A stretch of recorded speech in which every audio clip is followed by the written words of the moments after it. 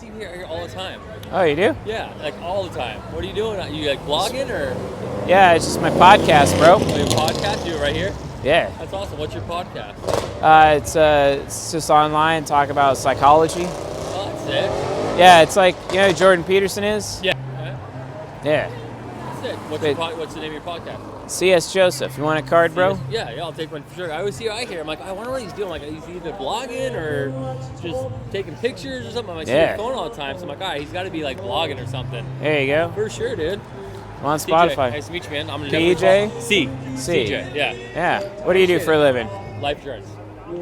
Last 8 years now. What brings you down here? Actually, I used to live in San Diego. Oh, okay. It's over the politics, over the people. Yeah? It's all about whose dick's bigger. So you just, I preach it. It's kind of like when you go to LA, it doesn't matter how much money you make, popularity is king. But then you go to Seattle, no one gives a shit about popularity, and everyone cares about how much money you make. Exactly, right? Cultural differences, man. It's all different. So I was just over it. I lived that lifestyle for too long, and I'm like, you know what, I'm wasting money, and I got to do something different. My sister lived up here, and I came up here to visit, I fell in love, and like 30 days later, got rid of everything, moved up here. Just got rid of it. You're like that man from the Bible who sold everything he had for that one pearl. For that one pearl, yes. You know what I'm saying? I get it. Yeah. Appreciate you, man. Yeah. I'm going to jump back inside, but I just wanted to know. Yeah. Appreciate you, man. No problem. If you want to be on the show, come back out. I will. What's up, Ego Hackers? Welcome to the show. Hopefully we'll have some typing random people, but if not, it's fine. Got other stuff I got to talk about this evening, so yeah. So tonight, we're going to be posting into the Journeyman members area the new and improved season 12, part 2, episodes 1 and 2, how to optimize your social interaction as an ESTJ and how to optimize your social interaction as an ESTP. And honestly, like, thing is that like, this is probably going to be one of the most difficult seasons for me to be delivering, as we do in the private members area, which you can get access to at csjoseph.life/members. But I gotta be honest, like, it's really pulling at the heartstrings, especially for me personally. It's been difficult, very difficult, and extremely humbling experience. I got to give credit where it's due. Jean Bodine is the one who actually proposed the idea behind season 12, part 2, going back to what we've been talking about with social compatibility, which is mostly, targeting human nature, but we've added a little bit of human nurture. We've added a little bit of sexuality to kind of just explain how sexuality has an influence over social interaction. And one of the points that we talk about in this particular series is this thing called what we're calling like the social Ouroboros, right? Between the masculine and the feminine. We're also talking about each of the hang-ups that each personality type has relating to social interaction in their day-to-day life. Well, you get it tonight. It's posted tonight. That's when you get it. So 2 episodes will be dropping this evening, and provided nothing bad happens. But yeah, I expect both those episodes to be dropping tonight. You all can watch them. Episode 2 is particularly hard and hits home for me personally on multiple levels. It's a big deal. So, oh, you mean where? Oh, csjoseph.life/members in our Journeyman membership, bro. It's only like $29 a month. It's got years and years and years of content, behind there. I think we're at about 10 weeks now. It takes someone 10 weeks to binge through it all. So good luck, getting through it. But yeah, like, we had a team meeting and we were going in a different direction. We were going to do like octogram and parenting and whatnot. But John Bodine said that, no, we need to be releasing something that's even hits way more close to home in terms of personal growth and development and helping people develop maturity. And he proposed this perspective about social skills and each of the 16 types. and helping people optimize the social skills. But what this also does is identify a lot of the social skill problems that each of the individual types actually have. And then we mix in a little bit of 48 Laws of Power, some Robert Greene, mix in a little bit of Dale Carnegie, How to Win Friends and Influence People. We're talking about the Ouroboros of, which I'll actually talk about here. I'll give you guys a sneak peek as to what that's all about, the Ouroboros, what we're talking about, of social interaction. But I'll be honest, like, it's an extremely painful series for me to deliver. Episode 2, like, oh my God, it's hard to like not to like lose myself in the emotion of it. Because I'll be honest, like, it's extremely painful. It's an extremely painful series to film and to participate in, and very humbling. Probably the most humbling experience that I've had in terms of the content that we've offered ego hackers so far. Because, like, I mean, I felt exposed before with like some of our past content that we've released, but right now, like, I'm hella exposed. Like, me personally, I'm hella exposed. Even on episode 2, which is not even about my type, you know, it's about ESTPs, but like, just seeing where the direction of this of season 12 part 2 is actually going, and the 16 episodes that we're going to have for season 12 part 2, it is absolutely just, it's nerve-wracking. It hits you at the core, because basically what this season is doing is it is exposing all of the social faux pas that the 16 types are not even aware of. We're not even aware that we do this. We're not even aware of these hangups. Everyone else is aware of these hangups, but we ourselves are not aware of these hangups, which kind of makes a lot of sense, because, you know, when people, you know, take personality tests or whatever, people just really don't know themselves. And because they don't know themselves, right? Because they don't know themselves, they're giving bad input to these tests. These tests may be able to process things, and they may have a perfection about them. The human beings always struggle giving proper input because they don't actually know themselves, which is why they're taking the personality test to begin with, right? You know, our personality test is at udja.app, udja.app. Check it out. But yeah, like, it's the same effect. When you're actually able to utilize season 12 part 2 to entirely expose yourself and actually understand what your actual social hangups are, what your actual social faux pas are, and just see, like for the first time, really how you are actually coming off to other people, you know, with your cognitive functions. It is an extremely humbling experience. I was humbled earlier this evening because I almost got thrown out of one of my favorite bars.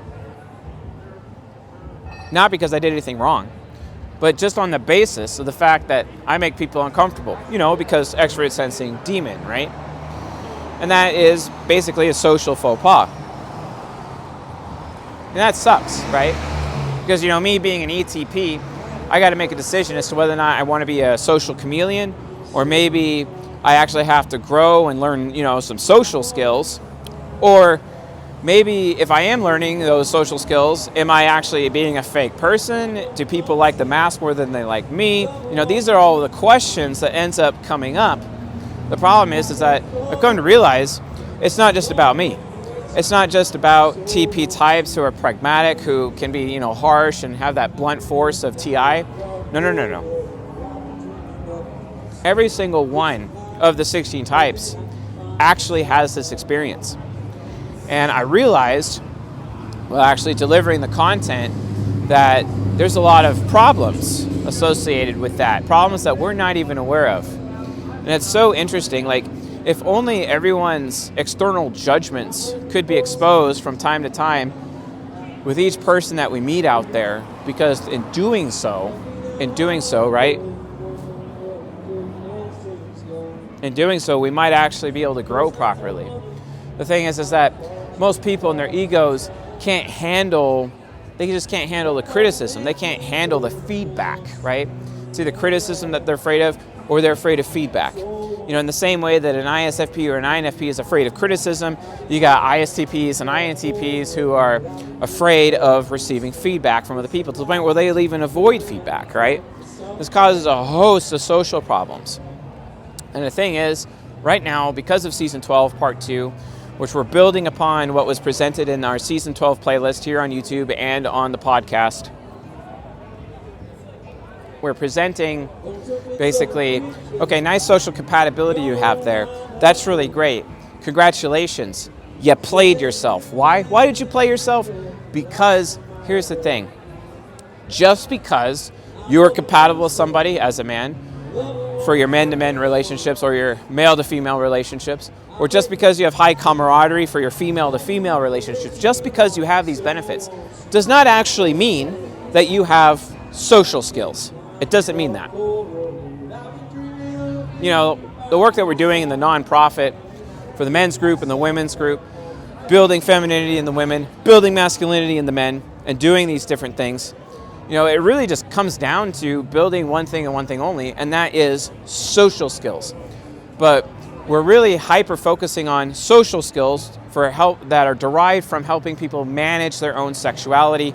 That's ultimately the goal or the purpose behind the men's and women's groups. However, this particular series, Season 12, Part 2, and the next coming 16 episodes, is really about utilizing your nature and a little bit of your nurture, a little bit of your, so a lot of your type, and a little bit of your octagram to help you build the social skills that you actually need, right? Imagine it. Imagine an ISTJ or an INTJ with extroverted feeling trickster, where these people basically have no social skills whatsoever. They have no social skills because Effie trickster, right? Imagine all of a sudden being given the instruction manual or the rubric from which not only can you identify your hangups, but you're given the tools to actually fix those hangups, right? And build upon them. And turn those hangups actually into strengths. Strengths that would build your character as a person. Strengths that would entirely, improve your life in every way, shape, or form. Because the lack of social skills has been a huge, huge problem, and especially in Western society. Why? Because a lot of the times, you go to the Middle East, where it's mostly ruled by theocracy and their own belief system, their spiritual belief system, right? Like with Islam, for example. Or go to India, they have, their Hinduism belief system, Buddhism for the East, the Far East, etc. A lot of their culture is based upon these belief systems. But in the melting pot of Western society, culture is essentially decayed. And we have, in effect, lost our spirituality, the spiritual influence upon societal social norms. So what this has done is created many generations of socially inept people who lack social skills entirely. And what John Bodine and I have been able to expose is, hey, here's where you're fucking up. Here is where you're actually lacking in social skills. Yeah, it sucks. But hey, here's the actual solution. Here is the solution. Here's how you can develop social skills based on knowledge of yourself, knowledge of your type, knowledge of who you are. And that's absolutely important. It's insanely important. And like I said, I feel entirely exposed. Especially having that bad experience earlier today where I got Mind Temple in my face telling me, oh man, you're making people uncomfortable. It's no different when, for example, I'm in Rogers, Arkansas, for example, and I'm walking around on the street bored out of my freaking mind because, ENTPs, we have a tendency to getting bored sometimes. And there I am, flipping my butterfly knife trainer, which is harmless. And I'm just flipping it around, just sitting there having some fun on a park bench, enjoying my butterfly knife trainer right there, not doing anything, minding my own business, right? And then some ENFJ asshole comes up to me and tells me, along with his girl, and he's like, hey man, don't you think it's really weird? Don't you think it's fucked up that, you're flipping a butterfly knife in public? And I'm like, sir, it's not a knife. And I proved that to him, it's not a knife. well, it looks like a weapon. It looks like it. And I'm like, so what? It's not. I'm not breaking any rules. I'm not violating any laws. Everything I'm doing here is perfectly legal. Well, it's making people uncomfortable. You see, technically, while I'm doing nothing wrong in the eyes of the law or the eyes of the actual rules, I am, in effect, committing a social faux pas. You know, there's the second law of power, according to Robert Greene, which is so much depends on reputation, guard it with your life, right? Where do you guys think someone's reputation is going to be after committing so many social faux pas over and over and over? Now, granted, there are situations where you're going to want to commit social faux pas, because by committing social faux pas, it's going to be necessary, because if you can live by example and show people that by committing certain social faux pas, you're going to want to, because by living by that example, you are in effect changing culture based on who you are and who your identity is. So I'm not saying to never commit social faux pas. I'm saying we're going to give you the tools to be wise about it, right? To be able to see which social faux pas you should commit and which ones you shouldn't commit based on which situation you're in. Because at the end of the day, what are we all trying to get out of life? Our cognitive origin. That's what we're trying to get. Our cognitive origin, right? My cognitive origin is satisfaction. If I'm going to be satisfying others, people better be giving me respect. If I'm going to be showing respect to other people, they better be satisfying. Here's the thing. Like, I almost got kicked out of this bar earlier, one of my favorite places to be, where I like to take people and hang out. What was I doing? I was not disrespecting anybody, right? So I expect to be satisfied because I'm not disrespecting anyone. In fact, I am showing respect. I'm showing reverence to others. But still, Mind Temple looks at that. He's like, well, you look like you're a bad person. You look dangerous. Therefore, because you look dangerous, you're uncomfortable. Therefore, since I know best, because I'm part of the Mind Temple, I get this ISTP is in my face, this ENFJ is in my face. It's so interesting just staring down two Mind Temple Templars who think they're so right about everything. My God. They don't even realize that they're alienating one of their best customers. For example, we got EgoCon coming up at the end of October on the 28th and the 29th. If you want to get in on EgoCon, the announcement was posted on Discord. Go to discord.gg/egohackers and then go do your verification and then do your welcome 1 and welcome 2 channels to get in. And then go to the announcements channel, scroll up, and you'll see the announcement for EgoCon. But I was going to be, as part of our pub crawl that we have, going to be taking Ego Hackers with me to this particular location. Well, because of how I was treated and alienated as a customer who did nothing wrong, right? We will not be going there. We'll be boycotting that place, actually. And that's not my fault. That's not my fault. Yeah, I have extroverted sensing demon. Yeah, I make people uncomfortable. Yeah, there are certain situations where I should not be allowing my extroverted sensing demon to be making people uncomfortable. I get it. I fully understand that. You know, and yes, there are situations where myself as an ENTP, I need to be humbling myself in that moment to make sure that I am performing better. Because as I perform better through the cognitive battleground of cognitive reflection, the battleground of Titans, then in effect I am becoming more desirable as a result. But it's not my job to be desirable in every single situation. It's not my job. It's not my job to do that. So based on that, there's certain situations where committing social faux pas are necessary, or there's certain situations where we commit social faux pas without even realizing it, or there's situations like what happened to me today at the mercy of Mind Temple, where they are committing a social faux pas against me, their customer, right? And alienating me, right? They alienate me. It's so funny because, I even remember my father as a small child telling me all the time, he's like, oh yeah, hey, why don't you be going out of your way to make sure that people are properly receiving you, right? I'm like, okay, that's nice, SE child, but I got SE demon, right? But then again, what you'll learn in season 12, part 2 is that, you cannot use your cognitive functions, you cannot be using your type as an excuse for poor behavior. Because there are certain times when I'll commit a social faux pas.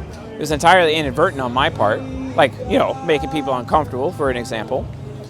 There might be times I'll do that, or there's times where I intentionally do it because it's entirely necessary. It's entirely necessary. As a Heart Temple member, I challenge, with my pursuit of happiness, I challenge the so-called social norms set forth by Mind Temple for our society, right? Naturally, I will do that. In those situations, like it was necessary to do so at that bar today, well, that's what happens. They had a customer, and they're going to lose out on a lot of money. That's what happens. That's what happens. That's just the reality of the situation. And Mind Temple, in this particular situation, does not get the benefit, right? Sometimes it's necessary to commit social faux pas to stick it to the man, stick it to Mind Temple, basically, because Uncle Sam is Mind Temple too, let's be honest. It's important to do that. But also, at the same time, there are times where it's inappropriate. What if it's a familial setting? What if it's a church setting? What if it's a religious setting? What if it's about your close friends, right?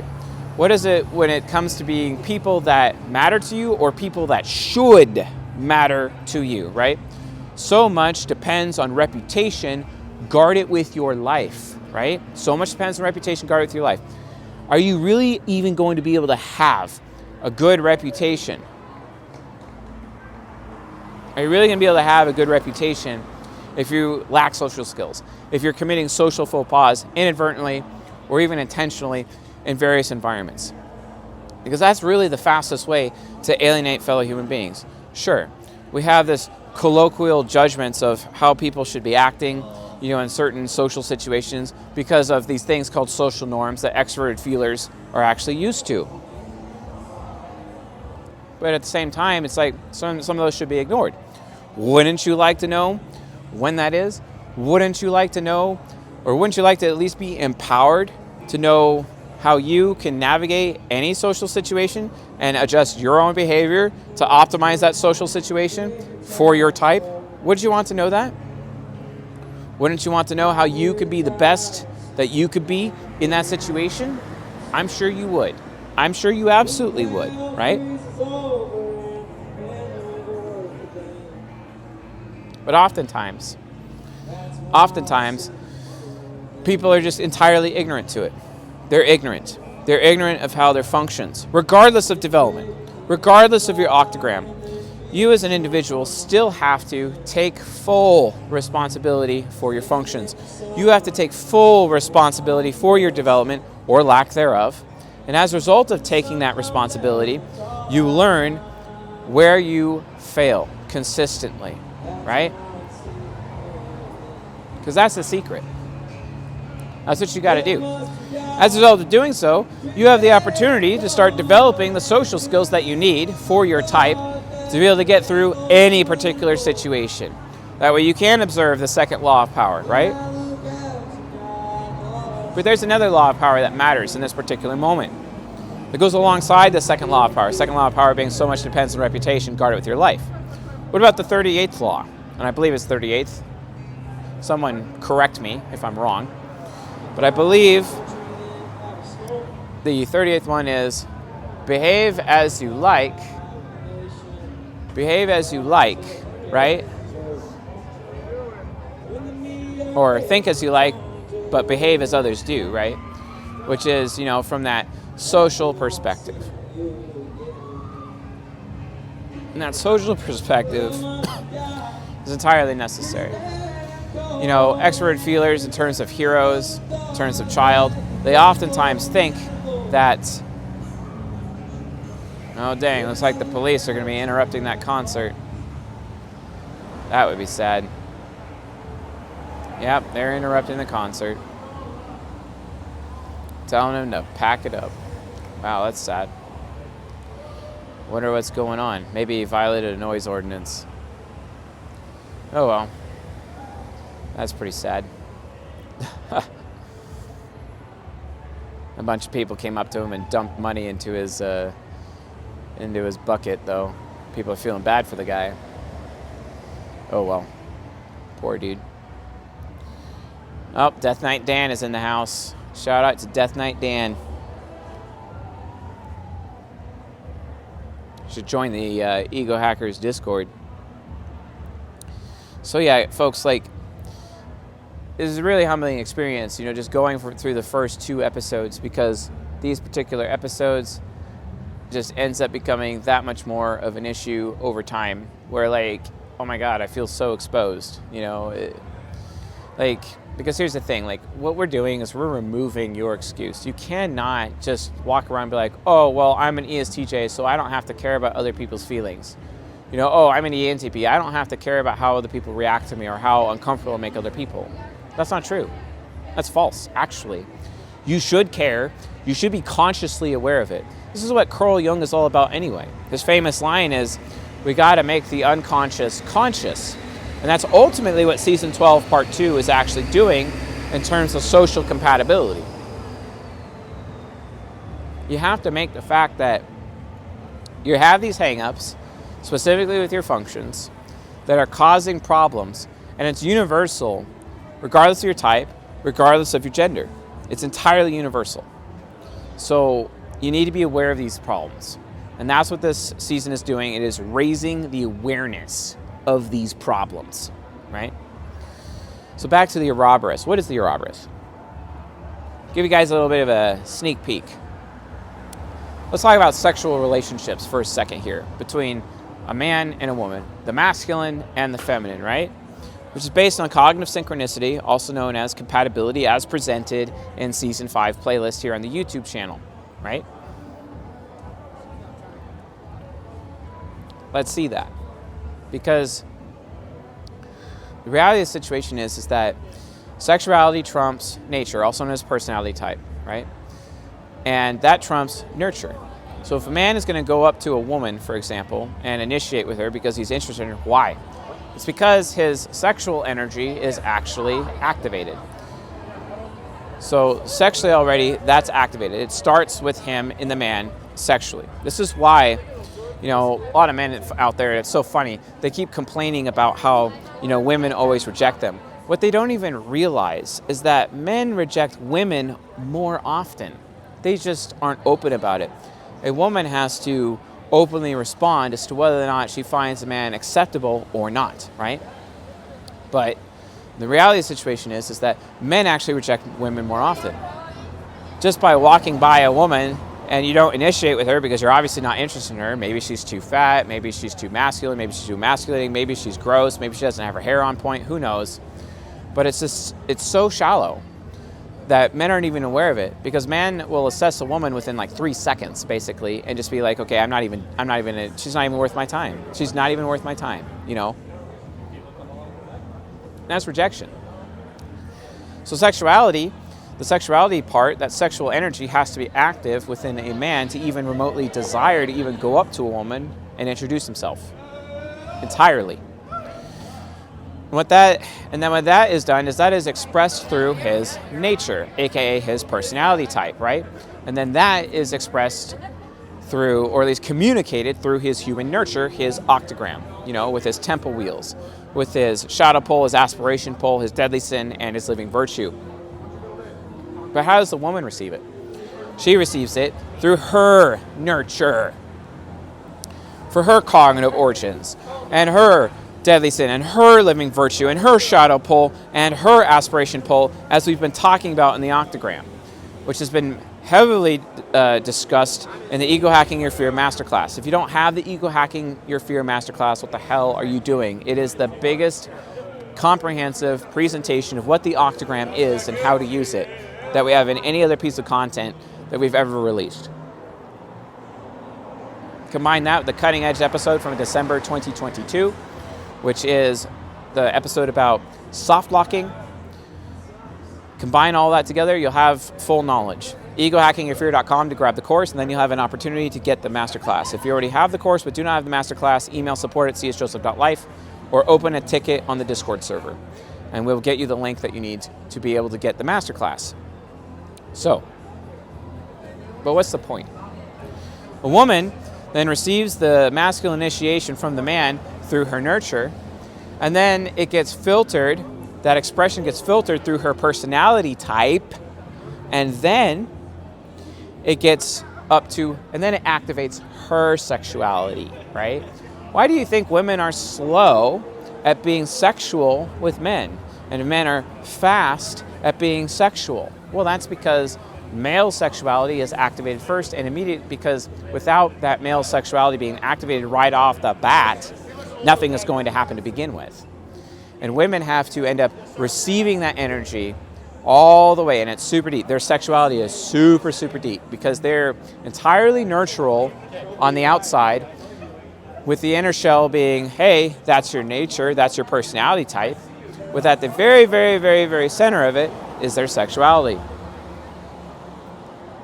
This is why women aren't turned on as quickly as men. So this entire psychological concept actually matters, okay?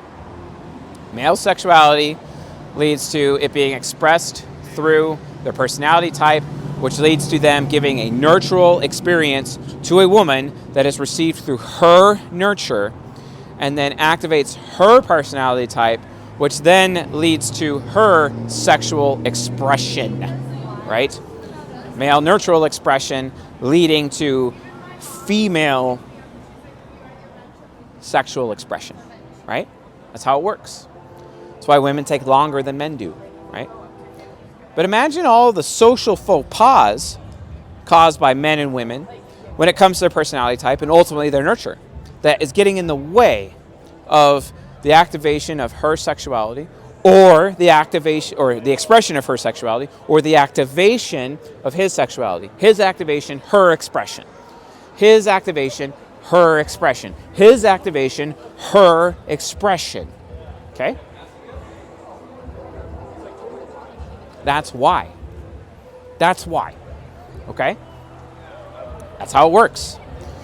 Imagine having all those social faux pas on the male side and on the female side of this Ouroboros that are potentially getting in the way of the sexual relationship from even taking place, right? All these social hang-ups, right?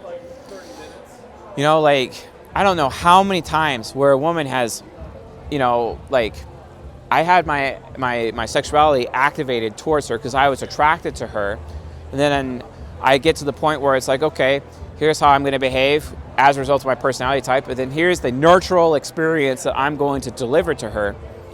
But then, for some reason, nurturally, it just doesn't work out. There's push and pull energy that's getting in the way. It ends up destroying attraction. Or maybe from a personality standpoint, her functions are underdeveloped in certain places. And we talk about this a lot in season 14, part 3, talking about natural pairs. Because natural pairs have to pass the test of the critic, and they have to pass the test of the parent, basically. And that's where nature, aka personality type, ends up becoming a problem, and the relationship basically shuts down. There's so many stars that have to align in this spectrum, right? This Ouroboros, basically, of sexuality to nature to nature again to sexuality again. This endless loop that governs sexual relationships. And this endless loop, it depends on whether or not you can maintain this endless loop, and it's this endless loop that determines whether or not your relationship is going to be a long-term relationship versus a short-term relationship versus a fling or a one-night stand versus not even taking place to begin with, right? Wouldn't you want to know whether or not you are the problem? Wouldn't you want to know that? Wouldn't you want to know if you're the one who's actually failing, that it's because of your social ineptitude or your lack of social skills as a man or a woman that is potentially inhibiting yourself from actually being able to create your part, your contribution to that Ouroboros? Wouldn't you want to know? Because perhaps you would, so that you can make sure that your contribution to the sexual experience or the sexual agenda or to the potential long-term relationship, that if there is any actual problems in that relationship, wouldn't you want to know that it's not coming from you and it's actually coming from them? That they are the problem, that you are not the problem because you're the one who put in the work? Wouldn't you want to be that person? To know that you have superior social skills, right? Because that's just how it is. It's so funny watching men get so arrogant about how they think how great they are that they can get with any woman. That's not a fact. That's not true. It's not actually true. How many times do you hear the red pillars talking about, like, especially like Myron Gaines, for example, on Fresh and Fit? Not that I'm criticizing him, but what I'm pointing out is that there's a myth. And the myth is, it's if you're such a great man like Drake, then that means you can get with any woman. No. That if you're the high value man, you can get with any woman. No. That's false. That's entirely false. Because you could be a high value man and have all these social faux pas that you're not even aware of. You could still be lacking social skills in certain areas, even as a high value man. Because what if your social circle is full of compatible men and you guys have built businesses together and you became a high value man as you're building value as a man, but because you've been enabled by your fellow men, you're still lacking in those social skills that is necessary to help you interface with women, right?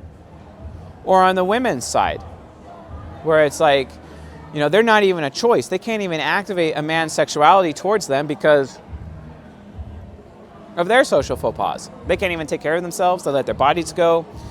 They don't do their makeup properly. They don't do their hair properly. They're dressed horribly, right? They are proving to the man that they can't even take care of themselves. And if she can't take care of herself, she can't take care of me. And there's no way in hell I would let her actually take care of children. She's not worth committing to, right? And that's the thing. But as men, it is the male responsibility through masculine leadership to be leading in this area. It is more so on the responsibility of men to make sure that our social skills are sharp. Always. In every single situation, business, familial, with just our friends, or even sexually. It doesn't matter. We have to have that responsibility because it is the job of the masculine to facilitate the feminine. Men can't complain about open hypergamy. They can't. Because open hypergamy exists because the mature masculine isn't around.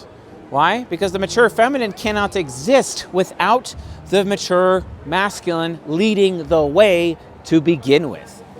And how can the mature masculine actually lead if the mature masculine is lacking in social skills, like most men are?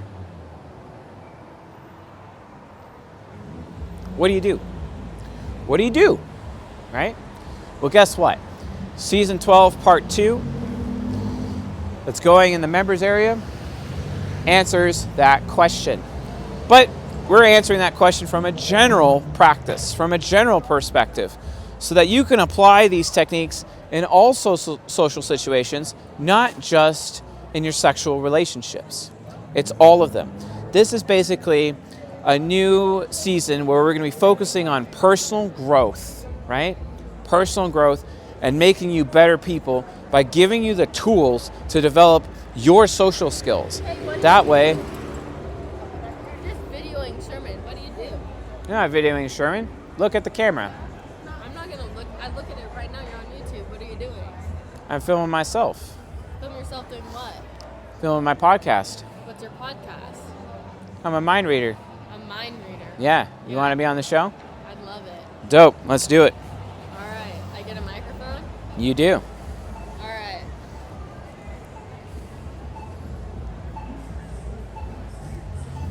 Have a stand? Right here? Yeah. All right.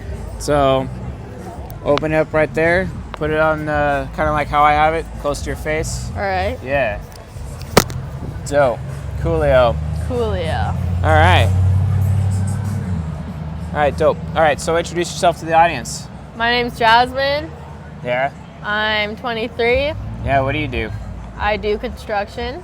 Really? I do. What's that like? It's great. You laying down cable or something? Or I do excavation, dirt work. excavation? Yeah? Yeah. You're not just standing there with the sign? No, I run the loader, the mini. The loader, that's dope. Yeah. I love me some construction equipment, especially when I sneak into it in the middle of the night with my girl and have my way with her, you know what I'm saying? That's how I really use construction equipment. I bet. Yeah. You got the fucking keychain with all the keys you bought from Amazon or what? You'd be surprised as to how many times people don't actually lock that shit, especially Oh, tractors I on a know. field. I lock it because I'm in Spokane. Fuck those guys. Oh, you don't like Spokane? No, No, Spokanistan, Swocompton, right? pretty much. Yeah? Yeah. Yeah, so you always live up here or you just move here? Pretty much northern, Pacific Northwest area. Yeah, I'm from Washington State, up in the San Juan Islands. I'm from U of I. Nice. Vandals are better than the Cougs. Not really. I hate the Vandals, but Oh, are you at U of I now? no, I already graduated. Yeah, what'd you graduate for? Bachelor's in psychology and criminology. Psychology and criminology, that's bitchin'. But It you're is doing pretty construction. Money. Money, huh? You can't make money doing psychology? I make the same amount doing psychology than I do with construction. But you'd rather be doing construction instead of psychology? Yeah. There's not a lot of psychology jobs up here. Really? Yeah. And the psychology jobs that are up here, I don't want to do. So. I beg to differ. But then again, you'd have to be willing to become an entrepreneur. But you also have to get a master's to do more in psychology than you could with a bachelor's. Yeah, Yeah. fair enough. That's cool. I've done my research. You've I done know. your research? What?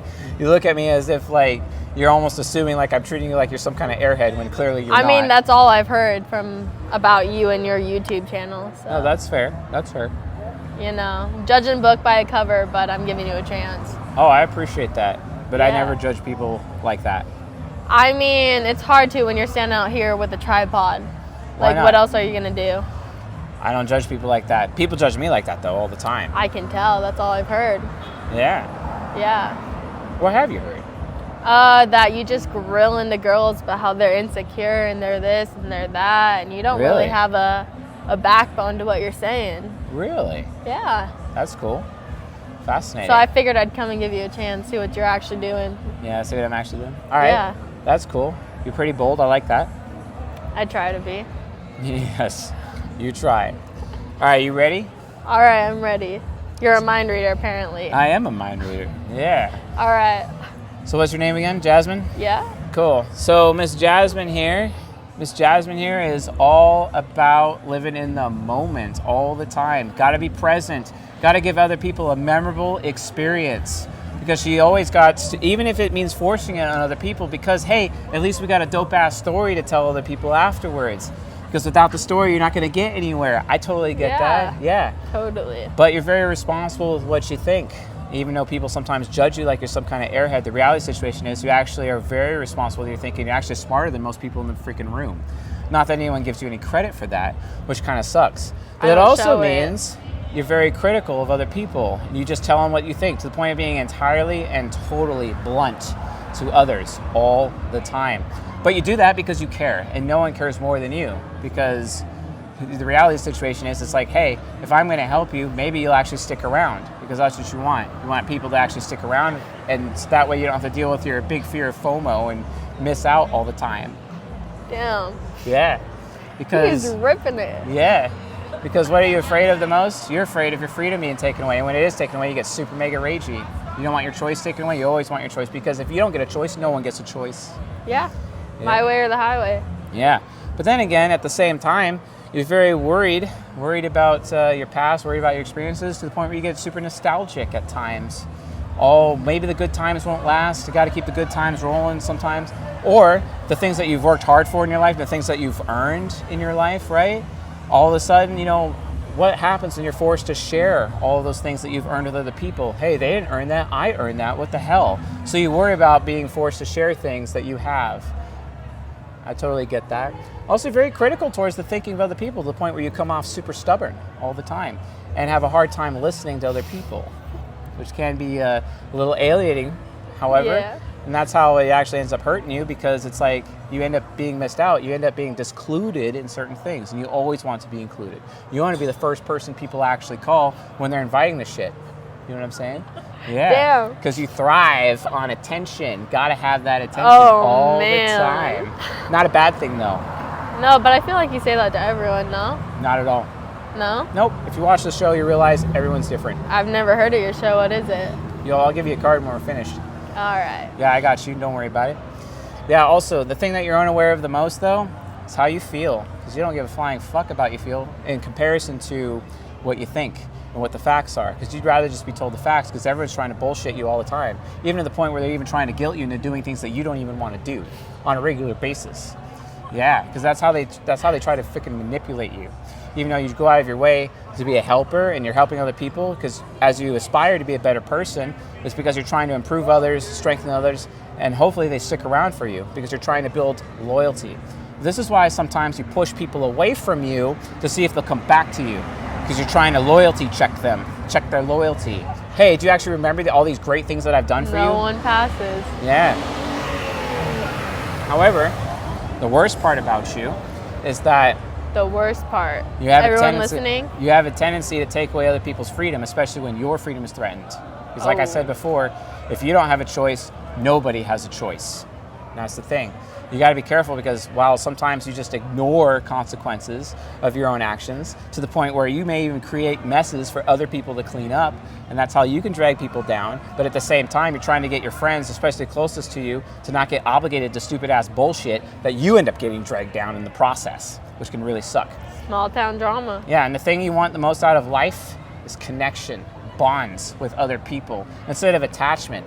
But you have a lot of attachments because sometimes you can be a bit of a people pleaser. And attachments is when you get attached to somebody, but they're draining you instead of giving back. You want to have a bond, which is a two-way street relationship. You know what I'm saying? Oh yeah. But here's the thing though. You also want justification, which means, hey, this is what I'm getting out of life. Where it's like, I just want to see what anyone's allowed to get away with at any given time, right? I've learned that. Because some rules should be broken, some rules should be upheld. But hey, let's test the rules. Let's see if this rule actually matters. Let's break it and see what happens, right? Rules are made for breaking, right?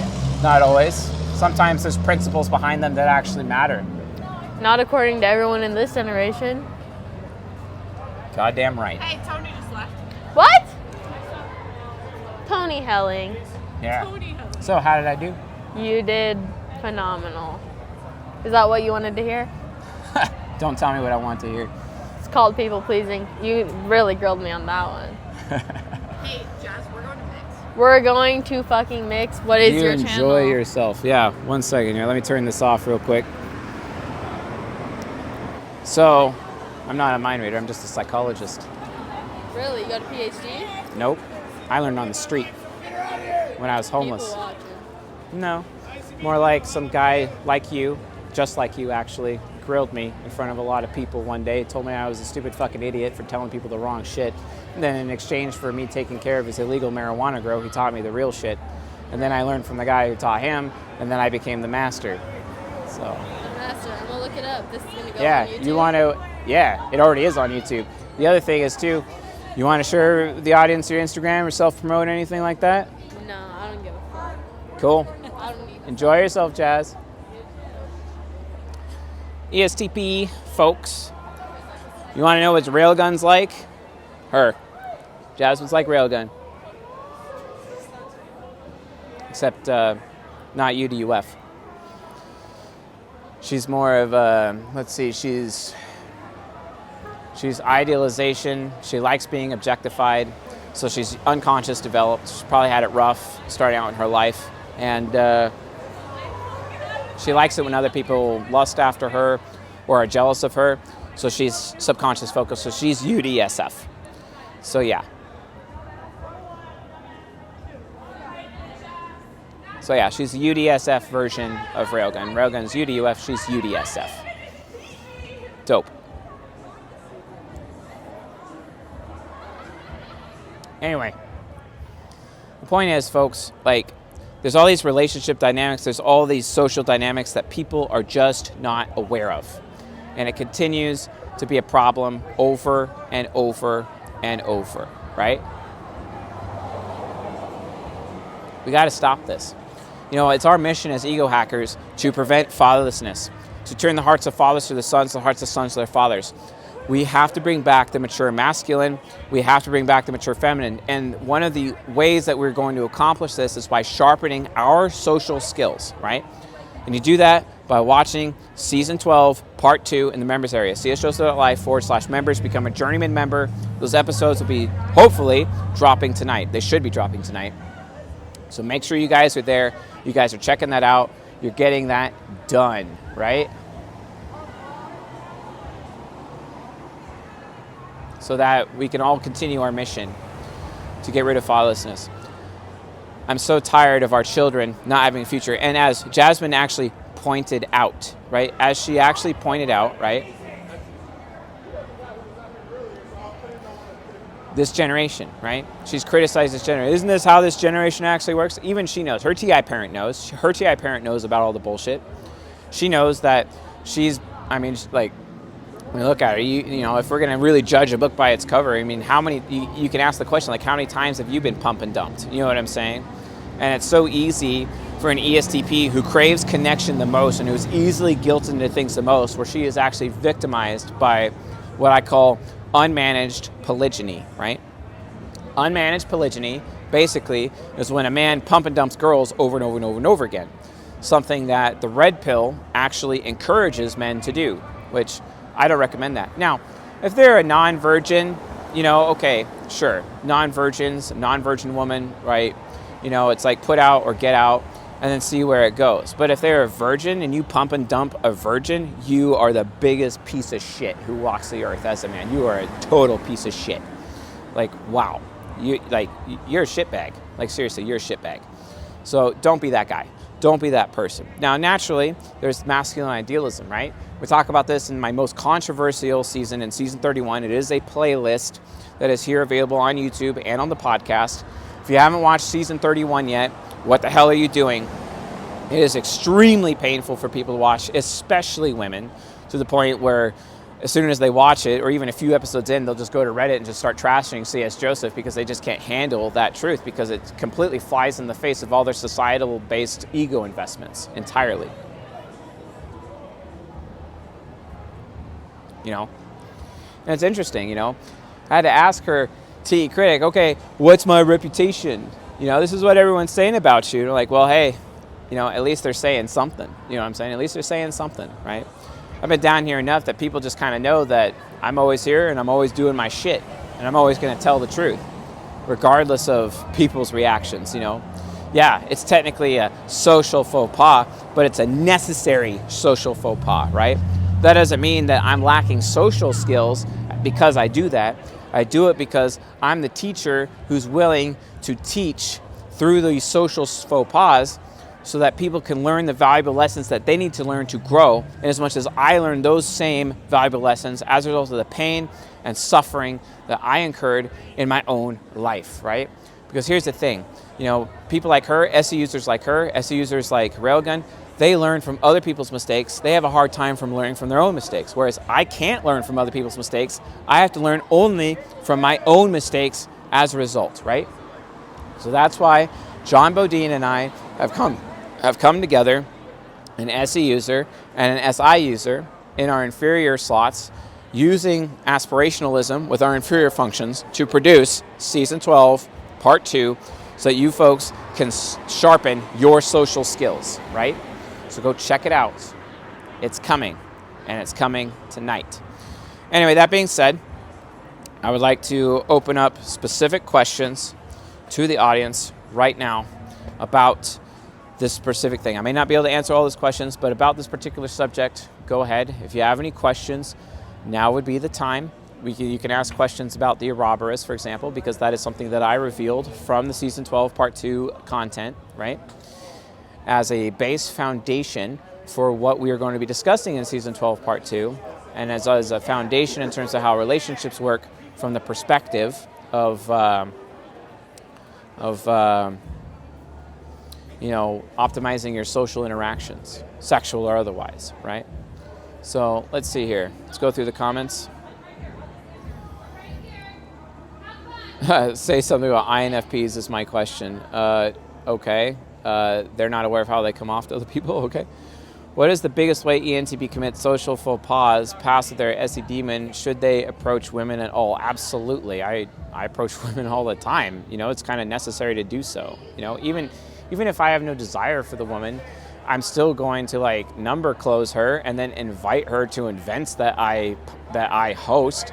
And then because I've psychoanalyzed her and I'm going to invite all my bros to those events who I also have psychoanalyzed, I'm going to put her in front of them and see if they can make that Ouroboros work for them. Maybe they'll be turned on with their sexuality, and maybe they can get her to open up to her sexuality. Who knows? That's what I do. So like, big whoop, okay? What personality type tends to be the most self-aware of how the world works? Basically nobody. Nobody. Not off by default. They all have to learn life, right? The season part 2 involve work, relationships, interaction for each of the types. Yes, everything that is presented in season 12 part 2 is applicable everywhere. It is applicable in all situations. All right. BM Christie says, have you adjusted your perspective on who should be approaching who for sexual relationships? Okay, that's a great question. So ultimately, yes, NI users often approach more often than NE users do, but SI users need to get comfortable with approaching, especially if they are men, because men should be doing the ones approaching. Why? Because men need to have a display of leadership, masculine leadership, as taught in the book, Don't Let Her Lead by Zach Rody, okay? It's very important. What social faux pas do INFJs do most often? That is discussed in the content. I'm not going to answer that. Can you explain why are ST types direct? No, that has no. Death Knight Dan, what are you doing? So, Spicy Baby says, okay, well, nothing happened. When Mind Temple God, no. Men need to initiate. Thank you. Yes, they do need to initiate, but a woman has to basically present herself with her queen energy, the queen archetype of the mature masculine, so that she is initiatable. She has to be able to receive, and most women are masculine these days, so they are already closed off by default because they're in their masculine energy all the time, okay? So what is the difference between ISFJ and, hold on.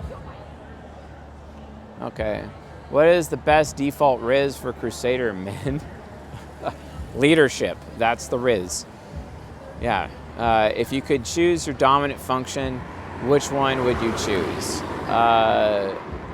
I'm fine being who I am, dude. Why do ISTJs prefer to be asked what I think about something? That's not necessarily true. Being receptive.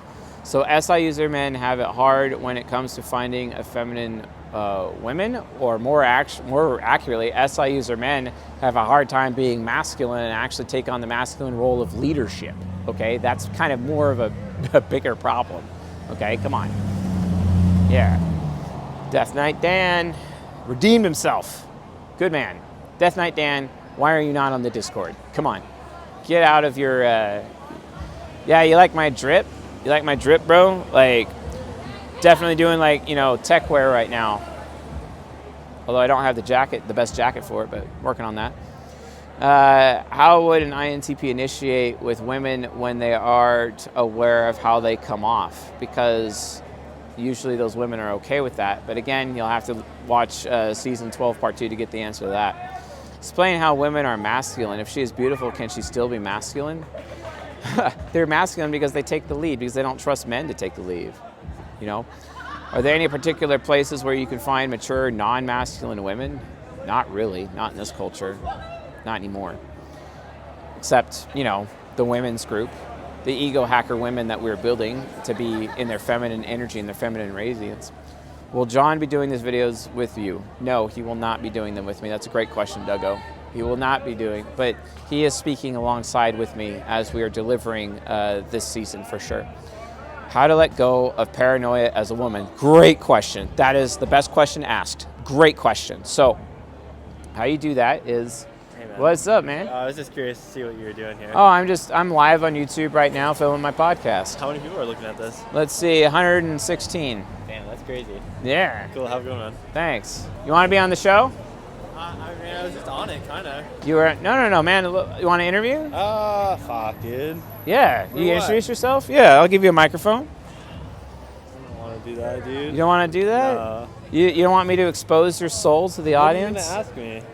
I'm just going to show you who you really are to them. Fuck, that sounds awful. Oh, it's awesome, because you're actually pretty cool. You ever watch Ferris Bueller's Day Off? Ferris, I don't know what that is. You've never seen that film? Dude, like you were a clone of that guy. It's amazing. That guy's a total badass. I have no idea who that is. Dude, you're like an intellectual. You should totally get into that shit. What is it? Ferris Bueller's Day Off, man. What, is it a movie? Yeah, it's a fucking great movie. Have you not seen that? Dude, it's who you are, man. It's like, have you seen Princess Bride? Please, God almighty, tell me you've seen. You're like that guy too, the main character of that one too. Holy shit. Like, seriously, you got to get in on that. Yeah, you know who Steve Jobs is? I don't. You know, the guy who founded Apple. I'm thinking of the guy that made Google. What's that guy's name? Oh, I don't even know. I don't know who I don't made give a Apple. shit about I don't Google know. because I'm like an anti-Google person, kind of, but he's maybe. like a I don't funny know. Character, though. Not really an And, anti. like, he's getting like buff and like fucking like fine ass bitches on a boat and shit and living a Yeah. wild life. Yeah. Yeah, you remind me of my bro who loves wearing shades at night. He's totally, dude, that man's got riz. I just took this from my friends. It's just kind of funny. Well, dude, you got riz too. It's not like my thing, but Oh, dude, it should be your thing. You got the funny. fucking riz. It's funny. Yeah, you never leave without your drip or your riz. That's his line. You know what I'm saying? Cool, man. I'm gonna go in there. Maybe I'll catch you later if you're still out here. For sure, bro. Have a good one. Have fun. ENTP for that one, folks. ENTP. ENTP, pragmatic, initiating. What octagram is he? Let's see here. Oh yeah, definitely enabled for sure. So yeah, subconscious developed for sure. But is he unconscious focused? Is he envious? He seems a little envious actually. So I'm gonna go with subconscious developed, unconscious focused for him, for sure. So yeah, all right. Kind of looks like Bob Dylan. Oh my God, you guys. Yeah, the Rizzler. That's right. But he ain't got as much Riz as the Rizzler. No one's got as much Riz as the Rizzler. Let's be honest. Fib is the ultimate. Envious? Well, because he's trying to figure out what's going on. He's like, oh, should I... Which types do you recommend? Oh, hold on. Yeah, he is not me. That's true. Which types do you recommend exploring other countries to have better social connections? ESFJs and INTPs, absolutely. And then maybe ISFPs and ENTJs. Body temple, for sure. He's in his own little bubble, yeah, for sure. All right, how do ENTPs become super chill and lax? I don't know. Studying Dokudo by Miyamoto Musashi. Okay, Febriz? No. It's Fibriz. That's right. The Rizzler has spoken. All right. All right, these questions are kind of getting off topic. All right, cool. Sounds like we are done with the stream, folks. So, oh, hold on. Would it be bad for my reputation to approach every woman I find worthy, not necessarily rejection? No. No, it wouldn't, actually. All right, cool. What's the difference between... No, I'm not answering that. What if I like... Okay, well, you need to lead, bro. Is Miyamoto Musashi an ISTP? No, he's an INTJ. How to let go of paranoia as a... Oh, yeah. How to let go of paranoia as a woman. Yes. Okay. How to let go of paranoia as a woman. So, here's the thing. Women have been conditioned into believing that their feelings are a burden to other women, to their family, or to men, okay? If you as a man can lead her and prove to her that she is safe to express her needs, emotions, desires, and problems to you, and know that you will always do something about it and take action as a result of proving your leadership to a woman, then you will not have that problem, okay? You will not have that issue, okay? So therefore, that's how a woman's paranoia can be healed, right? Because she is expressing. Okay, the problem is that what you end up having is what the red pillars call, oh, well, he's just too good to be true. And a woman can't actually believe because she's so beat down by this society with her feelings, you know, because her feelings don't matter because she just is conditioned to believe that her feelings are a burden on other people. Oftentimes, you'll just get rejected as a man by default because she just cannot believe that someone like you even exists and you're too good to be true. And she's scared of that too good to be true, right? This is one of the issues that I have with Zach Rohde's work because he doesn't actually provide a solution to the too good to be true. My solution is as a man in your masculine leadership, you should not give up. I was actually speaking to an INTJ earlier today about that concept. It's like at the end of the day, if your woman doesn't receive your masculine leadership, that's actually on her. At least you are doing the good thing as her husband, as a father of her children, to continue on with your leadership anyway, regardless of how she responds, because it is your responsibility to lead as a man regardless of how she behaves. And then as long as you don't give up, or as long as she's willing to stick around long enough to allow you to demonstrate that consistency in your leadership. Now I'm kind of projecting a little bit because SI inferiors have to be consistent and SI users have to be consistent. But for an SI user, man, you have to want to stay in that leadership role, okay? That's how it is. Do not give up. Do not give up as a man. If you give up, you are a boy, you are not a man. If you give up, you are not being masculine. You're not in your masculine energy, okay? Seriously, don't be that guy. Don't be that guy. So yeah, all right. Is it possible for UWF INTP to have a very masculine frame? Sure. Women want to see a good, consistent pattern to feel safe. That's true. Okay, all right. All right. Any other questions of value? Because, are there any options after failing loyalty checks from Templars, intimate relationships? Should that just, again, don't give up, all right? Are you gonna do a video on masculine and feminine energy? I've done tons of videos on masculine energy. Like, I've done tons of them. They're all over the place. Come on. All right, Doug asked the question. Are strong camaraderie relationships between men proof of social skills? Same about compatible relationships with women? That's a huge question. Dougo, you always get me to think every time. God, I love you. I love you, man. Seriously. Yeah, I have to say yes. I have to say yes on that one, for sure. That's what I would say. Okay. Yeah, Avery, the last 150 videos for sure. Yeah, INFJ women can be masculine too. I've known many of them. I've broken up with them. Okay. How can an INTP understand an ISFJ? Okay, that's not appropriate. You know. Oh, Doug, I thought you were just gonna say cool. You know, but I'll take a thank you. You know. Hey, he's back. Ready to be on the show, bro? Yeah, sure. Hell yeah. Hell yeah. Let's do it. One of my homies is coming out here too. Yeah, one of your homies? Awesome, man. Yeah, here, I have a stand right here, my sir. Twin brother. Twin brother? Dope. Oh, we're going to have twins. It's good shit. Let's go. Let's go. The audience is so happy you came back. Let me turn on the microphone for you. They like me? Oh, yeah. What are you talking about, man? Can I give out my fucking... I totally want to be a part of this. Dope. So this is... 100%. This is him. Yeah. All right. So we'll do him first, you know? Yeah. So, like, I'm a mind reader. I'm going to read his mind, you know, for kind of pull his soul out of his body and expose it to the audience because entertainment value. Hell yeah. All right, so what's your name, bro? Jaya.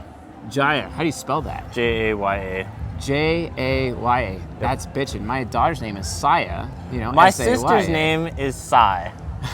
That's crazy. No. That's crazy. That's So, bitchin'. Love that. That's weird. What does your name mean? What does it I'm named after an Indian skateboarder, Jaya Bandaraj.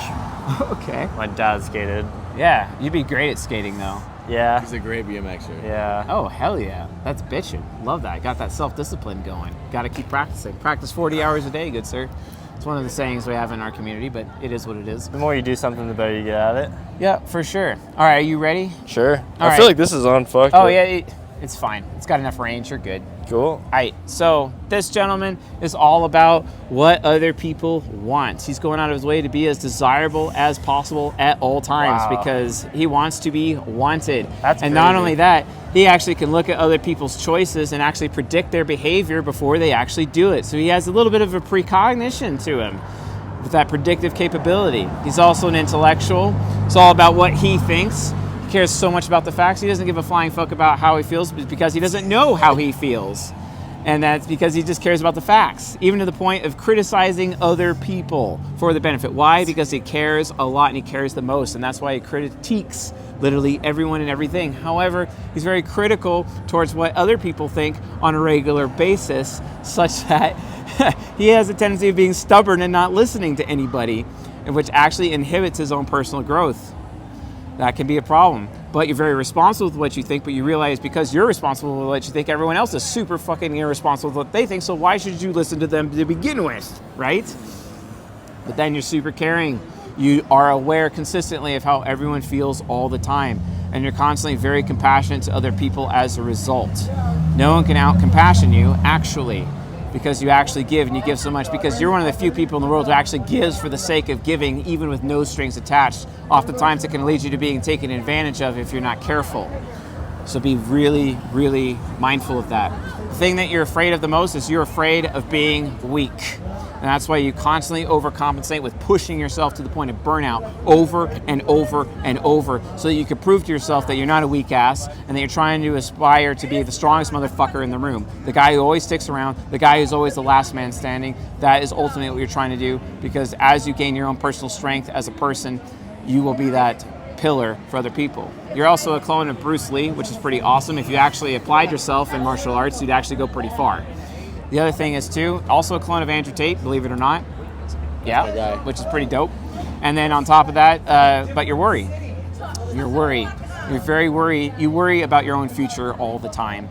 You worry about where you're going to be going personally on a regular basis. Now, you work hard to give other people a better future and better choices and better options, hoping that somebody will give you those same choices, or at least take you along for the ride because they'd want you. And you sometimes intertwine your future with the future of other people to guarantee that regardless of what happens, you're going to be safe, because again, that fear of being weak also means fear of being uncomfortable and fear of being unsafe, and fear that you're not going to be strong enough to deal with what life throws in your direction. So you go even deeper and make sure that you're constantly putting in a higher effort, because you're also a clone of Deadpool, because maximum effort, always maximum effort, because you're all about contribution. Your love language that you give to other people is acts of service, and you're constantly giving acts of service to others on a regular basis, and you're always there for them, trying to be as consistent as possible, even though you're often judged as a spaz, because you're constantly moving super quickly throughout life as a result of that situation. And then we already talked about you being critical towards other people thinking. We already talked about your unawareness of how you feel, because you're an amoral person, not an immoral person. You're an amoral person, because for you, you just don't understand principles, and you have to learn how to adopt the right principles over time in your life, and that's what will make you the most successful. However, the worst part about you, you naturally make people uncomfortable all the time. So as a result of that, you have to learn how to actually perform and go out of the way to make people less uncomfortable, because what this will end up happening, that's how you make yourself more desirable. Oftentimes in life you think that, oh, if I'm just a stronger person, that is going to make me more desirable, right? Wrong. It's actually your personal performance. The better you're able to perform is actually the key to what makes you more desirable in the long run. The thing that you want most out of life is to be satisfied. And that's why you are very respectful to other people, because the more respectful you are, the more likely they are to actually satisfy you and give you that satisfaction. Your deadly sin is envy, which is hatred for other people who are more successful and happier than you are, when you know deep down they didn't work for it, and it really pisses you off. And because that's your deadly sin, you have the living virtue of compassion, which causes you to be super compassionate to others. And sometimes you can be malevolent and increase the suffering of people around you so that they learn the big lessons, the same lessons that you learned from your own personal suffering. So you have a little shared suffering aspect about you so that they can improve, because you improved as a result of your suffering as well. And also, you're very fanatical. Sometimes you fanboy over certain things, certain books, certain people over time, and you're always telling other people, hey, check this thing that I read, or hey, look at this book that I read, and all this shit. Why? Because you're trying to show them a better path forward, because you've gained from that path that you were on, so you share that path with them as well so that they have a better future. You're a person who casts vision all the time. You're a visionary, because you can lead people down to a better future if you apply yourself in that regard. You're like Malcolm X, you're like Benjamin Franklin, you're like Steve Jobs, you're like Bruce Lee, you're like King Solomon. That's who you are, man. What, is this what you do full time? Yeah. that was crazy. Yeah. That was crazy. There was some, yeah. I think 85% of that was like pretty random, pretty on crazy, spot point on, stuff. Yeah. That was Where'd great. that come from? How do you get that? I'll tell you when we're finished. Okay. Oh, So after me? off air? Or? No, I'll tell you on air. It's all good, man. Oh. Yeah, I'll tell you. It's like my Okay. facial features, or Sometimes. That was incredible. That was crazy. that was I was blown away at certain points of that, for sure. Yeah, but like also the part of me just wants to like doubt it and say you're just spewing off stuff, but it was like pretty close, I feel like, to things. So then I'm like thinking like, what are you doing? But so it's 50-50. But yeah, no, that was pretty close. Yeah, where's what's your name? Chase. Chase? Yeah. I need to go. Chase. All I right. need I'm this. very. I need this. Me I and want him this. know each other pretty well. Everybody So asks Where do you guys know each other from? we're known just him friends. for years, Yeah, I since, was like, 2012. I was bullshitting you saying that we're You brothers. guys He's live like out little here. brothers, Like yeah. you always been out here. Is your thing? Yeah, no, we We have same interests. We've worked together, know each other, same friend group, homies. Long time. Yeah. What do you guys do for a living? I mean, he technically No, works on you cars, say- and technically I work on cars too. Yeah. Car That's guys. I work at a junkyard.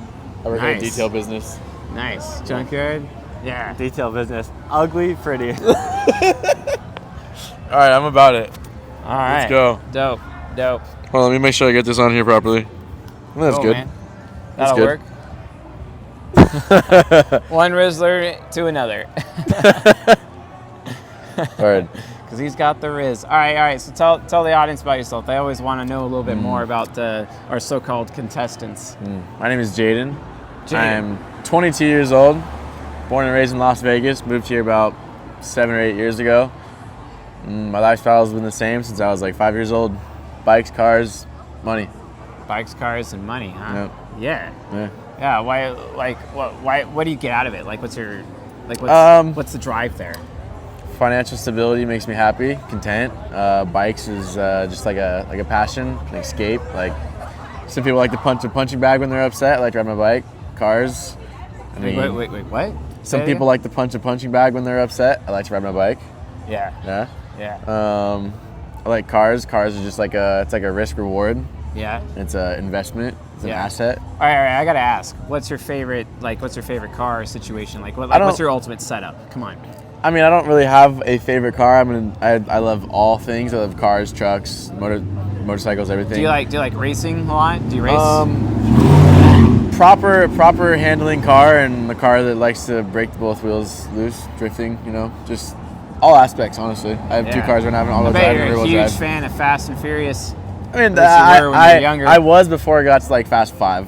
Oh, Fast 5. Yeah. And then you're just like, fuck Then this. it just got a little too cheesy. Got a little it gets too cheesy. unrealistic at a certain point. Yeah. Where it's like, isn't there like 10 or 11 movies out right There's now? like 13, yeah, something like that. that's I insane. lost track after like 5. So I guess that's what happens when Vin Diesel just bought the franchise and just Yep. kept rolling with it. Hi, cash cow. You know, just help me exactly, out. You know what I'm saying? exactly. All right, cool. All right, so let's. He is the Rizzler. He's got to keep his Riz up. Come on. Always. Top dog, top G. Yeah, definitely. He is top G. Hell yeah, top G in the making. Hell yeah. Mr. Tony Stark right here. Yes, sir. He's the clone of Tony Stark. But let's talk about you, man. Let's Okay. talk about you. Okay. All right, so this man exudes strength, perseverance all the time. He is the man for the job. He wants to be chosen for any particular situation that he's in and be able to succeed no matter what. Because he is Mr. Reliable. Always there for his friends, always the guy that can be called on to handle any situation at any given time. And he's always there providing support as a result. Constantly aware of what other people are thinking, he takes his status and his reputation very seriously. And he's always got to surround himself with smart, intelligent people. Like this gentleman here. He's actually brilliant because he's an intellectual. Not that he gets credit for that, but he actually... But he actually is. And that's why you're friends with him, because you're always constantly picking his brain. Hey, what do you think about this? Hey, what do you think about that? All the time. And then also, you're a very moral individual, always trying to do the right thing, always trying to work as a team, always being inclusive and very encouraging to other people whenever possible. You understand exactly what you value and how you feel, and you gotta weigh everything out in your head before you're willing to commit to those things. However, you can be easily obligated into certain things because all someone has to do is make you feel wanted. Why? Because your greatest fear is not being wanted, not being desirable enough to other people. You are afraid of being unwanted over time. And then the other thing is that you worry about your personal performance and you worry about the performance of other people. You worry about making other people uncomfortable then you know what makes you comfortable, so you go out of your way to share with what makes you comfortable with other people, hoping that they receive that from you so that they're no longer uncomfortable, so you don't have to worry about being the guy who's contributing to the uncomfort of other people. You don't want to bring down the energy, you don't want to bring down the vibe, you don't want to be that guy, basically, because you're the man for the job. You want to always be chosen, no matter what. You like it when people come to you and be like, hey, I want to go do this, you should come with me, and you're like, I'm in, all the time. You always want to receive that call, you always want to be that guy doing. This guy, he initiates with you, hey, let's just go do this thing, and he's like, okay, yeah, sure, I'm in, whatever, and it's just rolling with it over and over and over. However, you're very critical towards your own thinking, to the point where you were younger, you'd be like, wow, I'm a stupid fuck. When in reality, the situation is, you actually spend a lot of time thinking about everything. Why? Because you want to make sure that your beliefs match the truth. You want to make sure that what you believe is actually factual. And that's why you try to remember everything all the time. You're like the walking library of Alexandria. You remember everything, even if it's worthless information, because that information might be useful later. You don't know. So you just remember everything all the time and constantly bring it up all the time, because it helps you feel important the more the more you remember on a regular basis. And that's basically who you are. It's part of your identity. It's what you mean to the world as a result. Because here's the thing. Eventually, you'll be able to help people figure out what they should be thinking and guide their thinking and help them become more intelligent, because you surround yourself with intelligent people, you extract their intelligence and add it to your own personal library, as it were, and be like, hey, maybe you should think about these things differently. You might have a better future because your thinking is wrong. And you try to actually help them become better thinkers as a result of your presence. And that's one of your biggest value adds. And as much as that, you'd be an amazing firefighter, police officer, or a guy who jumps out of helicopters to rescue people, because guess what? You're the man for the job. Any job, you'll be able to take it no matter what as a result. The thing you are unaware of the most, though, is social norms, social rules, social interaction, social bullshit. This guy helps come from behind and gives you advice on how to navigate social situations better to improve your social status as a result, which can be super important. And then from there, the worst part about you is that you are very risk averse. At times you play things safe.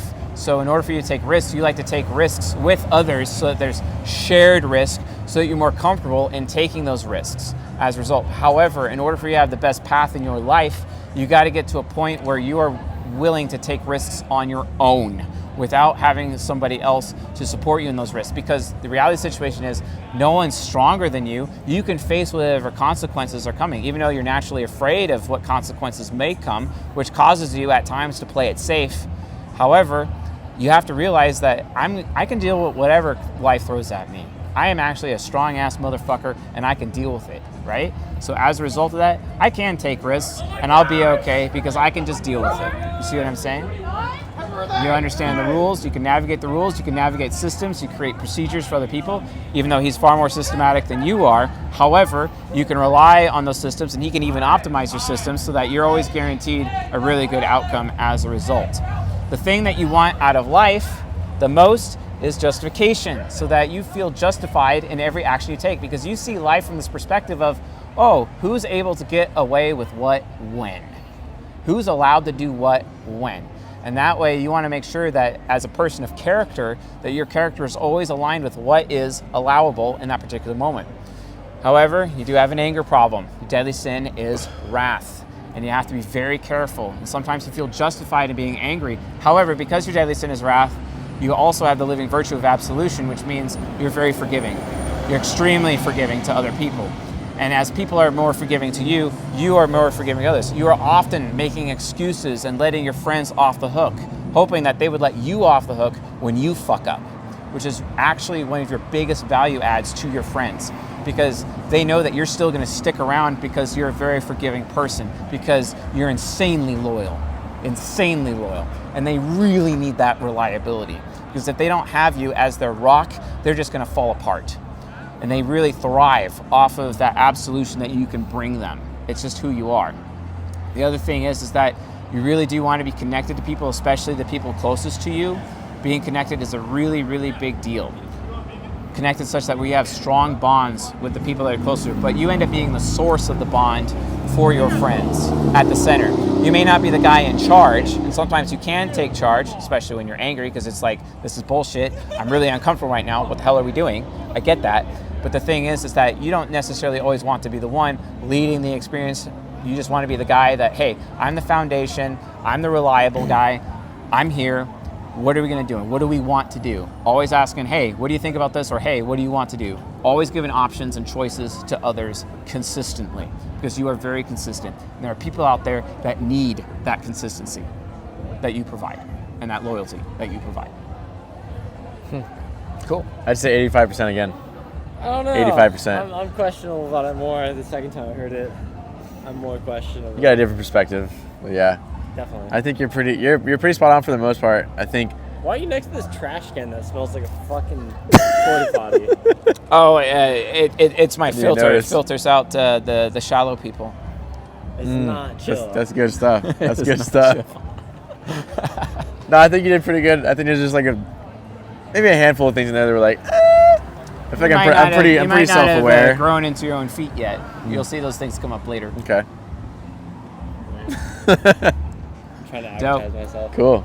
Now, how do you base your judgment off people? Yeah, how you doing this? From someone Psychology. Someone just walks up to you and just shakes Jungian your hand. analytical psychology, four sides dynamics specifically. Okay. There's a whole lot of stuff I didn't understand. Did you like go to college for it, study it? No, or I learned just- on the street. Really? Yeah. Just meeting During- more when I more was people you homeless, met. Actually, yeah, when I was homeless. Where'd you live when you were homeless? Seattle. Wow. So how do you crazy. What kind of psychology? What leads you to believe certain things, and what are you judging things off of? The type grid. It's an array, basically. It's like an abacus that collects all of human cognition in one thing, and you just follow the vectors in this abacus, basically from a calculus-based perspective, and you do the calculations in real time based on the behaviors you're observing in front of you. That makes sense. So based on my reactions, my facial expressions, and my body language, it tells you whether or not if you're on the right path or the wrong path, and then in a way. I actually really suck at that, but there are people who are way better at that, especially like one of my mentors. He's super good at figuring that out, but I suck at that personally. I do something different. I do stream of consciousness analysis, usually is what I have to rely on, because I have to experience a person first before making those judgments, instead of just being able to read them from a distance.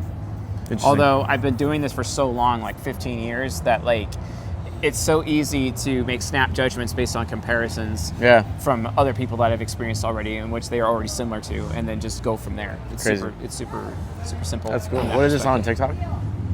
Huh? What is this on? What are you live streaming on? YouTube. YouTube. Yeah.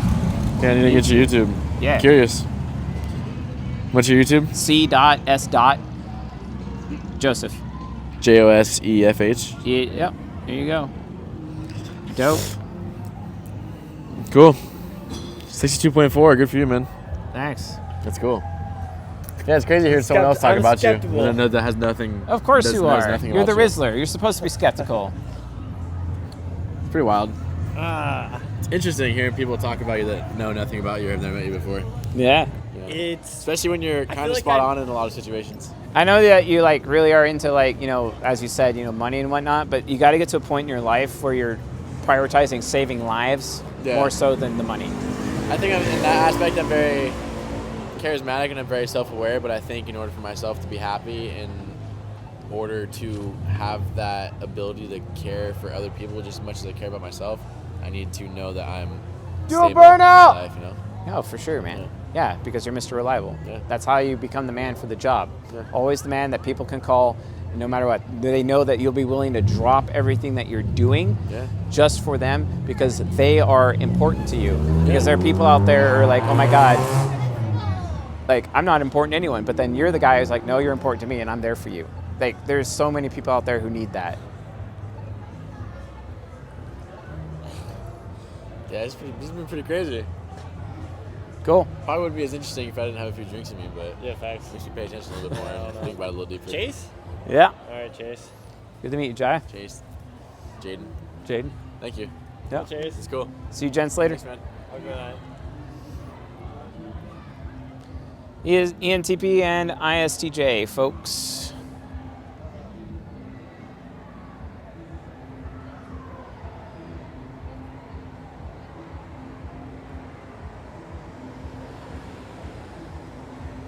Rizzler has risen up the audience. Yeah, that's for sure. Yeah, Jai does look like Anakin Skywalker. I should have mentioned that. Yeah, you probably can smell my breath. It smells like cigar. All right, dope. Cool, folks. This has been a fun stream. Thank you all for watching and listening. Like and subscribe. See you guys on the next one. Later.